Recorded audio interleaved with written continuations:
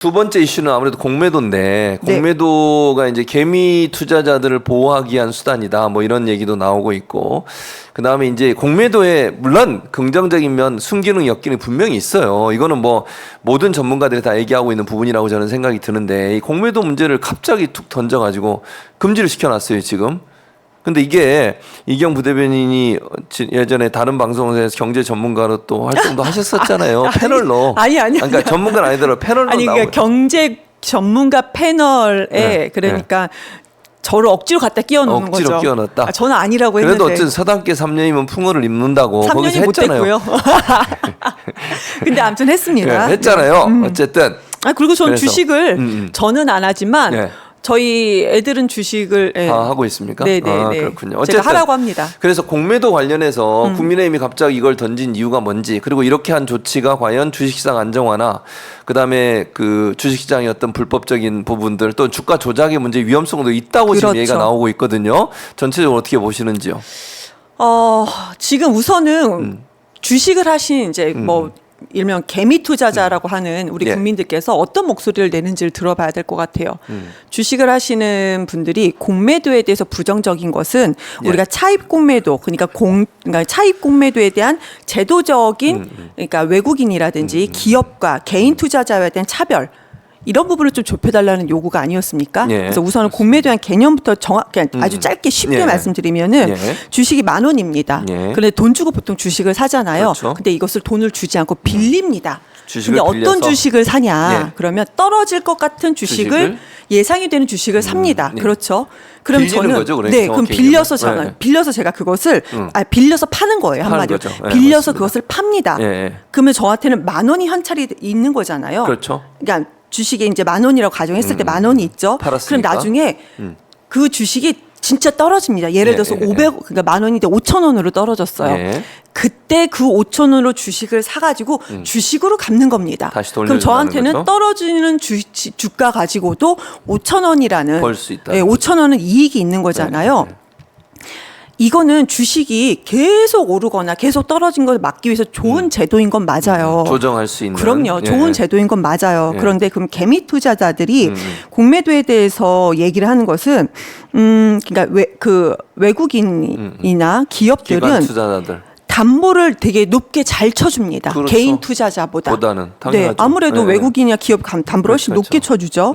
그리고 이거를 갚아야 되는 기간이 있어요. 예. 네, 이거를 무조건 떨어질 계속 때까지 놔둘 수 언제까지 없죠. 기다리는 예, 건 그럴 수 아니잖아요. 없죠. 예. 이게 90일이라고 합니다. 90일. 90일. 그럼 개인 투자자는 90일 내에 이게 본인들이 원하는 만큼 떨어지지 않아도 어찌됐든 간에 갚아야 돼요. 그런데 외국인이나 기업 투자자는 이것이 무한대입니다. 기간이 따로 정해지지 않았나요? 무한대예요. 네. 그래서 이런 부분에 대한 어떤 불평등. 개인 투자자는 왜 손해를 봐야 됩니까? 그렇지. 네, 맞아요. 그거는 이거에 대한 말이 안 불평등이 되죠. 있었던 거고.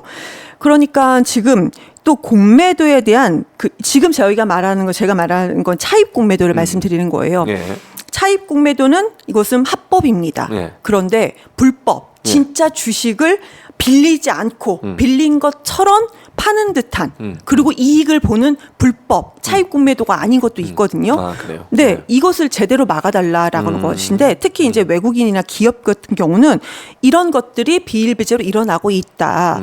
자, 그럼 우리나라는 공매도 이런 불법이 있으면 전산 시스템으로 바로 찾아낼 수 있는 거 아니겠습니까? 그렇죠. 찾아낼 수 근데 있죠. 전산 시스템이 아니라고 합니다. 그럼 다 수기로 해요? 네, 수기라고 합니다. 이게 무슨 언제적 지금이 어느 시대인데 이걸 수기로 하고 있습니까? 공매도는 공매도 분야는 수기래요. 그래서 특이하네.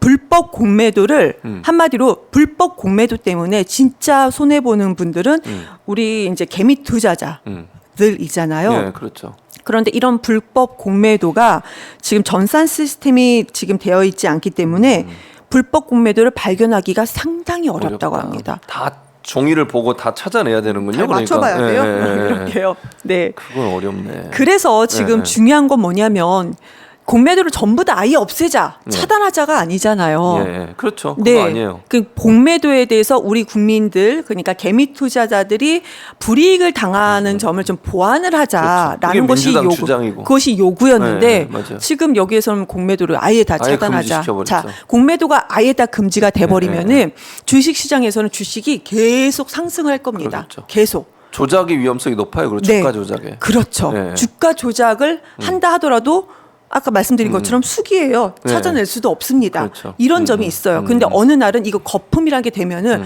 거품인 거예요. 그런데 정보가 비교적 적은 개미 투자자들은 주식이 상승하구나 막 투자를 해요. 근데 어느 날 봤더니 왜냐하면 공매도가 계속하면요. 거래가 왔다 갔다 너무 많잖아요. 네, 이게. 그렇죠. 그럼 그 주가는 거래가 활성화되면은 주가는 오르게 되어 있습니다. 예, 예.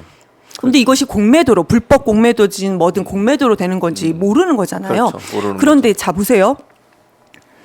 이것을 전부 다 차단했을 때는 주식은 계속 올라갈 수밖에 없는 그런 구조가 있대요. 그리고 네. 말씀 주신 것처럼 주가 조작을 할 수 있는 가능성도 충분히 농후합니다. 위헌성이. 맞습니다. 그럼 나중에 거품이었던 것이 딱 몇 년 뒤에 이렇게 되었을 꺼지면. 경우에는요. 그럼 누가 손해 봅니까? 개미 투자자들 개미 손해 보는 투자자들에서 거죠. 손해는 네, 보는 맞아요. 거예요. 네, 그래서 제 주변에 주식하는 사람들도 이런 얘기를 해요. 나도 윤석열 찍었다. 제 주변에 윤석열 찍은 분들 되게 많거든요. 나도 네, 윤석열 찍었다. 근데 우리가 바라는 것은 공매도 자체를 아예 차단하는 것이 그건 아니다. 아니죠. 일반적인 국민들도 공매도를 할 때 우리가 불이익을 당하지 않게끔 민주당에서 민주당 뭐 아직 뭐 추진 못해서 좀 답답하다 이런 말씀도 같이 해주시면서요. 예. 이런 부분을 좀 제대로 했으면 좋겠다라는 거였습니다. 네. 그렇군요. 어쨌든 이 공매도 문제도 이렇게 그냥 그 지금 뭐 예전에 그런 얘기 하더라고. 민주당 내에서도 불법적 부분을 고쳐야 되는 거예요. 공매도 그럼요. 자체를 완전히 금지하는 건 바람직하지 않다. 왜냐면 이게 국민의힘도 예전에 그런 얘기했어요. 글로벌 스탠다드라고. 그러니까 전 세계적으로 공매도가 다 진행되고 있어요. 우리만 하는 게 아니고. 글로벌 스탠다드 윤석열 대통령이 참 많은 얘기를 했었죠. 그러니까 뭔 스탠다드가 이런지 모르겠어요.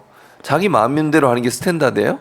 그건 자기 마음대로지. 근데 갑자기 이걸 또 금지를 시켜. 그러니까 이게 또 의심되는 건 아까 김포시의 서울시 편입도 마찬가지지만 이게 또 선거용 아니냐. 결국 개미 투자를 중에 이제 젊은이들이 투자를 많이 하시잖아요. 그렇죠. 그런 분들 20, 30대 이 젊은 세대, MZ 세대들을 겨냥해서 뭔가 또 액션을 취하는 거 아니냐. 경제에 어떻게 되든 말든 주식 시장이 어떻게 되든 말든 그런 비판이 나올 수밖에 없는 거 아니겠습니까? 어떻게 네, 보세요? 그렇죠. 제가 봤을 때는 지금 본인들이 예. 정말로 저 계속 그 전에도 말씀드렸대 패밀리 비즈니스라고 되게 계속 말씀드렸잖아요. 그랬었죠. 정말로 국가 철학을 가지고 국정 운영을 할 생각인 건지 아니면은 본인들의 무언가 돈벌이 수단으로 지금 그 대통령직 영분이라는 직감 그리고 대통령의 지인과 대통령의 가족이라는 그런 직책을 이용하는 건지 잘 모르겠습니다. 네. 본인들이 하는 것이 결국은 아니 본인들은 무슨 철학을 가지고 하는지는 모르겠지만 예. 정말 국정 운영을 하는 것이 아니고 그러니까 철학 없이 그냥 비즈니스를 하는 것은 아닌가. 그런 느낌이 왜냐하면은 네. 이거 지금 우리가 말씀 주신 것처럼 주식 시장에서 불법적으로 행해지는 것을 찾아내기가 더 어려워진다라는 거 아니겠습니까? 공매도를 그렇죠. 완전히 그런 다 거지. 봉쇄했을 때. 네. 그럼 누가 무슨 일이 일어나는지 알 수가 없습니다. 수가 없죠. 네, 알 수가 없어요. 참 답답하다는 생각이 들어요. 그러니까 선거용으로 어떤 정책을 하는 건 대단히 위험한 현상입니다. 이거는 선거에 관계없이 이게 전체 경제에 미칠 영향까지도 다 고려해서 해야 되는데 이런 부분들이 제대로 안 되는 부분은 반드시 우리가 따져 물어야 된다는 생각이 들고요.